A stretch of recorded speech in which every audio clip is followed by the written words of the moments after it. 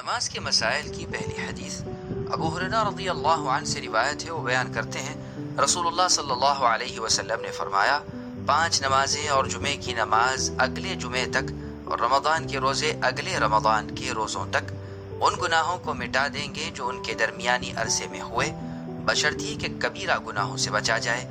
اس حدیث کو مسلم میں روایت کیا ہے۔ وضاحت: کبیرہ گناہوں کی معافی توبہ کے ساتھ۔ پہلی حدیث ابو ہریرہ بشرطی کہ مسلم میں روایت کیا ہے۔ وضاحت: کبیرہ گناہوں کی معافی توبہ کے ساتھ ہے، اور حقوق العباد یعنی بندوں کے حقوق کی ادائیگی میں کوتاہی کی معافی یہ ہے کہ جس شخص کا حق غصب کیا ہے یا جس شخص کی عزت خاک میں ملائی ہے اس سے رابطہ قائم کر کے اس سے معافی طلب کی جائے، وگرنہ فیصلہ اللہ کے ہاتھ میں ہے۔ واللہ اعلم۔ ابو ہریرہ رضی اللہ عنہ سے روایت ہے، وہ بیان کرتے ہیں رسول اللہ صلی اللہ علیہ وسلم نے فرمایا بتاؤ اگر تم میں سے کسی کے دروازے پر نہر جاری ہو یعنی نہر بہتی ہو اور وہ اس میں روزانہ 5 بار غسل کرتا ہو تو کیا اس کے بدن پر کچھ میل کچیل باقی رہ جائے گی؟ صحابہ کرام رضی اللہ عنہم نے جواب دیا اس کے جسم پر کچھ بھی میل کچیل باقی نہیں رہے گی۔ آپ نے فرمایا اسی طرح 5 نمازوں کی مثال ہے، اللہ ان کے 7 گناہوں کو معاف کر دیں گے۔ اس حدیث کو بخاری اور مسلم میں روایت کیا ہے۔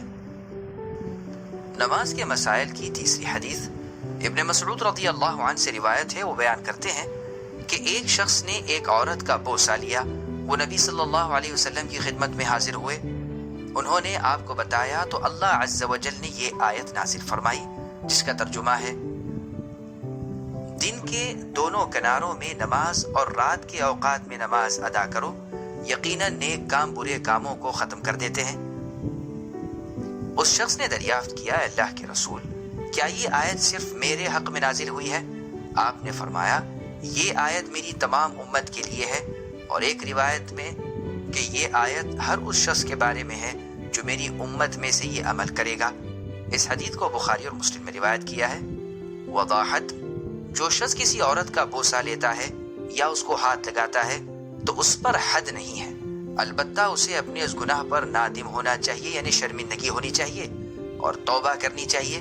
اگرچہ یہ گناہ حد کو واجب نہیں کرتا، تاہم اس پر اصرار یعنی لگاتار اس کو کرنے سے خطرہ ہے کہ انسان کہیں ایسے گناہوں کا مرتکب نہ ہو جائے جن پر حد واجب ہوتی ہے۔ ایسے کاموں سے دور رہنا چاہیے۔ واللہ اعلم۔ نماز کے مسائل کی چوتھی حدیث انس رضی اللہ عنہ سے روایت ہے، وہ بیان کرتے ہیں کہ ایک شخص آئے، انہوں نے عرض کیا اللہ کے رسول صلی اللہ علیہ وسلم میں حد کے کام کو پہنچا ہوں، آپ مجھ پر حد قائم کریں۔ انس رضی اللہ عنہ کہتے ہیں کہ آپ نے ان کے بارے میں دریافت نہ کیا حتیٰ کہ نماز کا وقت ہو گیا۔ اس شخص نے نبی صلی اللہ علیہ وسلم کی امامت میں نماز ادا کی۔